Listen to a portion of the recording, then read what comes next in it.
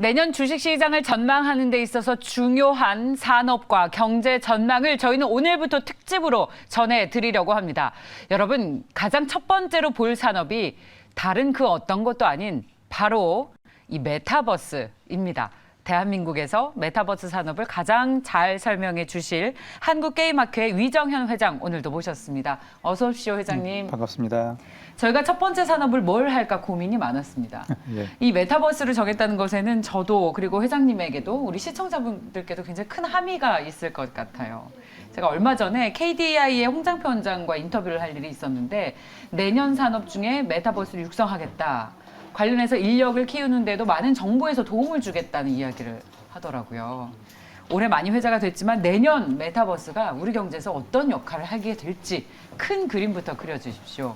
일단 그 메타버스가 이제 올해도 이제 대단히 중요한 핫 이슈가 이제 되었습니다만, 메타버스라는 용어 자체가 이제 포괄하고 있는 게 좀 광범위하기도 하다 보니까, 예를 들면 이제 디바이스, 예를 들면 HMD라든지 뭐 AR 뭐 이런 디바이스가 있습니다만, 이런 디바이스에 걸쳐 있을 뿐만 아니라 이제 플랫폼이 있습니다. 예를 들면 대표적인 게 통신의 이제 5G와 같은 플랫폼, 그리고 이제 컨텐츠에 대한 플랫폼, 이런 다양한 형태의 플랫폼이 존재하고요.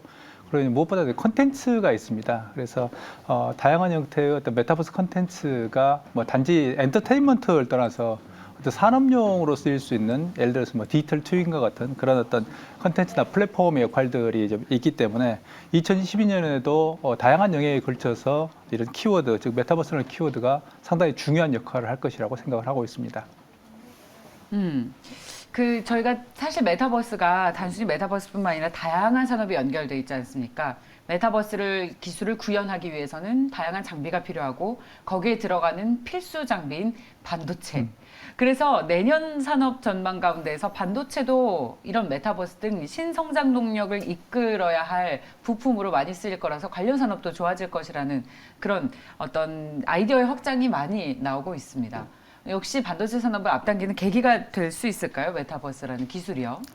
예, 그러니까 반도체 특히 이제 업체들 같은 경우에는 이제 메타버스 구현에 활용될 여러 가지 칩을 개발하고 있는 현재 상황이고요. 뭐 칩을 개발하고 있는 것도 있고, 뭐 개발을 이제 선언한 뭐 그런 것도 있습니다. 기업도. 그리고 뿐만 아니라 이제 메타버스 전체의 어떤 반도체를 활용을 촉진하기 위한 플랫폼까지 이제 대부분 개발을 해서 지금 나타나고 있는데, 대표적인 게 이제 엔비디아입니다. 그래서 엔비디아 같은 경우는 이제 그래픽 처리에 이제 쓰이는 이제 GPU라는 그런 분야에서 아주 탁월하고, 그동안에 이제 주가가 아주 폭등을 했다. 그동안에 이제 한 1년, 2년을 보면 엄청나게 주가가 이제 올랐던 기업입니다만, 한 발 더 나아가서 이제 반도체를 이제 개발하는 걸 나아가서 메타버스 플랫폼인 옴니버스라는 그 플랫폼을 이미 공개를 했습니다. 그래서 최근에 이제 옴니버스의 엔터프라이즈라든지 또는 이제 옴니버스 뭐 아바타 이런 것들을 선보였습니다만, 특히 이제 주목할 수 있는 게 옴니버스 엔터프라이즈라는 것은 디지털 트윈이라는 사실은 이제 메타버스의 영역에서 대단히 중요한, 그동안에 아마 우리는 이제 B2C에 초점을 맞추고 있다. B2B에는 그다지 많은 관심을 보이고 있지 않았습니다만, 오히려 이제 저 같은 사람은 이제 B2B에 있어서 디지털 트윈 같은 부분을 대단히 중요하게 지금 보고 있습니다. 네. 디지털 트윈을 만드는 기업용 소프트웨어입니다. 그래서 그런 부분을 우리가 조금 눈여겨볼 필요가 있을 것 같고요.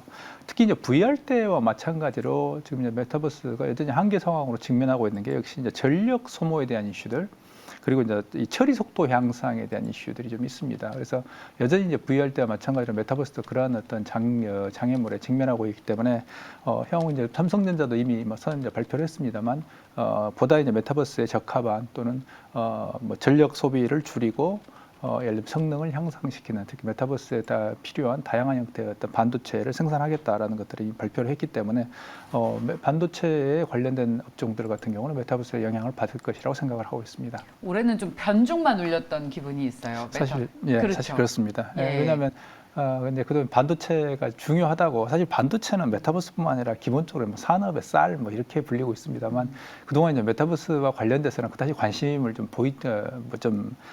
그동안에 좀 받지 못했던 그동안 소외된 사실은 기업들이었습니다. 이제 그걸 삼성전자 같은 경우도 이제 인식하고 있기 때문에 이걸 올해 같은 경우 좀 공격적으로 개발을 하겠다라고 좀 선언을 하고 있는 것 같습니다. 네.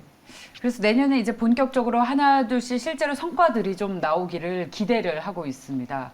경제도 어렵고 여러 가지 오미크론이라는 불확실성 속에서도 이렇게 뭔가 새로운 성장 동력, 새로운 산업들이 분명히 꽃을 피우고 있는 만큼 우리 투자자들 입장에서도 충분히 기회에 어떤 요인들이 있지 않을까라는 희망을 계속 가져보게 되는데 저희 메타버스를 아주 다양한 산업에 또 연결시킬 수 있는 만큼 하나씩 좀 여쭤보면 저희도 궁금하고 많은 투자자분들도 궁금해하는 이 메타버스의 부동산입니다.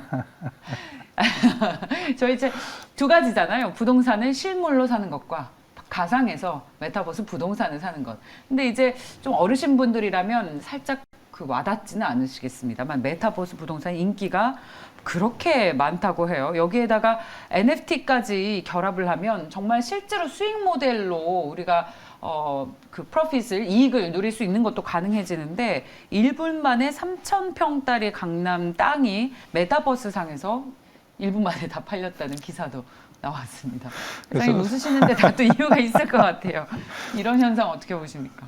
그래서 이제 어떤 분이 제가 이제 들었던 이야기입니다만 말씀하셨던 그 강남 땅을 살려고 네. 봤던 모양입니다. 근데 조금 나이가 좀 드신 분이기 때문에 네. 판단하기가 좀 어려워서 좀 일주일도 고민하셨던 모양이에요. 그 와중에 그 강남 땅이 2배가 됐답니다. 아, 강남 땅은 오늘이 가장 싼 날이죠. 근데 근데 2배나 아니 실물 자산이요? 아니요, 메타버스요. 메타버스 상에서. 예, 그 메타버스 이야기입니다. 그래서 그때 살 걸이라든지 뭐 후회를 했다 그러는데 반대로 이럴 수도 있습니다. 일주일 사이에 10분의 1로 폭락할 수도 있거든요. 그래서 이 메타버스 상의 이제 부동산 열풍이라는 게 지금 또 하나의 중요한 어떤 이슈가 좀 되고 있습니다만 과거에 이제 우리가 조심해야 될 게요. 이게 두 가지로 좀 분류를 해서 생각을 해야 됩니다. 하나는 전국 순수하게 가상의 부동산 이 자체에 대한 이슈가 있고요. 또 하나는 뭐냐면 말씀하신 대로 NFT 기반의 부동산 거래가 있습니다. 예. 이제 실물 기반의 부동산 거래죠. 그러니까 그건 훨씬 상대적으로 그렇게 위험하진 않습니다. 그래서 특히 실제의 실물 부동산을 거래하는 것과 달리 NFT라는 것은 부동산을 곧은 잘게 좀 작게 쪼개가지고 하나의 덩어리를 좀 예를 들면 10개, 100개 이렇게 쪼개가지고 그걸 이제 유동화시키는 거거든요. 이제 그런 개념이기 때문에 NFT 기반은 상대적으로 그렇게 위험하진 않다라고 보입니다. 물론 그 와중에도 NFT 열풍에 이제 편승해서 별 가치 없는 그런 실제의 실물 부동산을 NFT에 붙여서 파는 이건 좀 주의를 해야 됩니다. 그런데 메타버스 부동산은 사실은 이제 과거에 세컨라이프라는 메타버스 1.0에서 한 10여 년 됐습니다만 있었습니다. 부동산 투자가. 그래요? 그 당시에도 대략 한 4천억 원 정도가 부동산에 투자가 됐었습니다만 가상 부동산이죠. 근데 지금은 소멸했습니다. 왜냐하면 서버를 닫으면 주식으로 따지면 상장 폐지가 되죠. 상장 폐지입니다. 아이고, 그래서 바로 가치가 0이 되는 거기 때문에 그 부분은 정말 조심해야 됩니다. 그래서 이제 특히 가상 부동산에 투자하시는 분들이 오르는 것만 보시는데 이게 한순간에 가치가 소멸할 수 있다는 거, 이 점을 좀 조심해야 돼요. 그래서 제가 볼 때는 현재 어떤 가상의 부동산을 운영하고 있는 그 플랫폼 중에서 다수는 소멸할 걸로 생각을 합니다. 소멸하는데 이제 그 이전에 옥석을 좀 가릴 필요가 있겠다. 그래서 부동산보다는 메타버스라는 가상화 세계가 어떻게 잘 유지될 것인가 하는 것들이 훨씬 중요하다. 그래서 가상 부동산보다 그 부동산이 존재하는 메타버스의 가치, 그리고 메타버스가 실제로 존속 가능한가를 보시는 게 맞다고 생각합니다. 저희 방송을 듣던 MZ 세대인 저희 제작팀 PD 중에 한 분이 이제 가상 세계에서는 내 집 마련이 가능하겠구나. 씁쓸하죠. 아니 근데 이제 그것도 그 PD님도 참 조심하셔야 되는 게. 조심하십시오, PD님. 그러니까 어쨌든 집을 예를 들면 가상 세계에서 집이 아니라 집은 단지 아파트 30평이 아니고 가상 세계에서는 뭐 1000평, 10,000평짜리 집도 가능합니다. 근데 그 집에 자기 혼자 살면 그게 무슨 의미가 있습니까? 그래서 찾아오는 사람, 그러니까 메타버스의 기본 전제는 뭐냐면 사람들이 많은 사람들이 모여 있어야 된다는 겁니다. 그러니까 흔히 우리가 이제 좀 거칠게 얘기하면 사람들이 바글바글 해야 된다라는 건데 자기 혼자 뭐 10,000평 혼자 살아 있어도 아무도 찾아오지 않고 뭐 이러면 결국에는 그 메타버스에 집을 사도 아무 의미가 없는 거죠. 그런 점에서는 오히려 이제 가상 세계 부동산이나 가상 세계 내에서도 아무도 오지 않는 10,000평보다는 많이 오는 10평이 낫다라고 이야기할 수도 있습니다. 네. 자, 이 다양한 산업에서 지금 NFT를 결합해서 수익 모델을 하는 것에 대해서 굉장히 많은 산업의 일꾼들 그리고 자산가들이 정말 관심이 아주 많으시더라고요. 우리 개인 투자자분들도 이 부분에서 어떻게 접근할 수 있는지에 대해서는 저희도 늘 고민하고 쉽게 알려드리기 위해서 계속 프로그램을 만들어 보도록 하겠습니다. CES 이야기로 넘어가 볼게요. 저희 오랜만에 CES가 열리면서 많은 분들이 실제로 참석할 거라고 예상을 했었는데 오미크론 때문에 또 참석을 취소하고 예상보다 흥행이 잘 안 될 것이다라는 그런 보수적인 시각도 있습니다만 역시 CES의 메타버스, 로봇 이런 부분에 관심이 집중될 것 같습니다. 메타버스는 어떤 얘기가 좀 오갈까요? 예. 방금 말씀하신 대로 이번 CES가 좀 김이 빠져버린 게 예. 이제 구글, 아마존 이런 데가 다 빠져버렸고요. GM이라든지 심지어는 이제 메타라고 사명을 바꿨던 페이스북, 지금 메타입니다만 페이스북도 결국에는 이제 오프라인으로 참여하지 않는다라고 이제 발표를 해가지고 사실 그렇습니다만 그럼에도 불구하고 국내 기업들 같은 경우는 현대차하고 이제 LG 디스플레이가 이제 메타버스 관련해서 좋은 어떤 기술이나 제품을 좀 출품을 해서 이제 관심을 좀 모으고는 있습니다. 그래서 현대차 같은 경우는 지금 최근에 보스턴 다이내믹스 같은 이제 로보틱스 쪽에 많은 투자를 좀 모빌리티라는 개념을 하고 있습니다만 가상과 그러니까 현실의 로봇하고 가상의 메타버스 속에 뭔가 사물과 즉 메타버스의 가상의 뭔가 로봇 비슷한 것들을 결합시켜 가지고 가상과 현실을 융합하는 하나의 새로운 기술들을 이번에 CES에서 좀 보여주겠다라고 좀 이야기를 하고 있고요. 그리고 이제 LG 디스플레이 같은 경우는 이제 버추얼 라이드라는 그런 이름을 붙인 하나의 개념을 등장을 시켰는데요. 예를 들어서 이제 LG 디스플레이는 디스플레이 회사이기 때문에 예를 들어서 디스플레이 3개를 크게 한 기역자 형태로 붙여가지고 그러니까 전체적으로 이제 그 공간에 들어있으면 완전히 가상 세계에 들어있다 그런 느낌을 좀 드는 거죠. 그래서 그 속에서 활동을 할 때 뭔가 실제 어떤 가상 공간 내에서의 상호작용이 가능한 이런 형태의 어떤 기술과 제품들을 좀 보여주고 있습니다. 뿐만 아니고 산업용으로도 이번에 이제 어떤 기업이 이제 출품을 했습니다만 AR 기반의 HMD라든지 그러니까 HMD 같은 경우에 이제 헤드마운트 형태로 돼가지고 산업용으로 쓸 때 사실 굉장히 불편합니다. 하지만 그걸 이제 주로 AR에서 사용을 할 때는 예를 들어서 이 보호구에 착용을 한다든지 하는 새로운 형태의 어떤 기술들을 이번에 좀 선보이고 있습니다. 그런 점에서는 이번에 이제 다른 해외의 어떤 메타버스 기업들이 이제 불참한 게 오히려 한국 기업들에 있어서는 우리의 기술들과 제품을 보여줄 수 있는 오히려 좋은 기회가 될 수도 있다고 생각을 합니다. 네. 마지막 질문을 드리겠습니다. 결국 메타버스는 이제 진짜 시작인지 거품인지 아주 근본적인 질문인데요. 네, 회장님의 마지막 의견을 듣고 마무리를 짓도록 하겠습니다. 어떨까요? 메타버스는 좀 상당 부분 거품이 끼어 있는 상태입니다. 아, 네. 그래서 과거에 이제 메타버스라는 것은 사실 새로운 개념은 아니었고 그리고 각각의 진화하고 있는 어떤 모듈과 산업이 있었습니다. 이제 대표적인 게 최근에 이제 디지털 휴먼이라고 이제 불리는 가상 아이돌 같은 경우 이제 대표적인 거고요.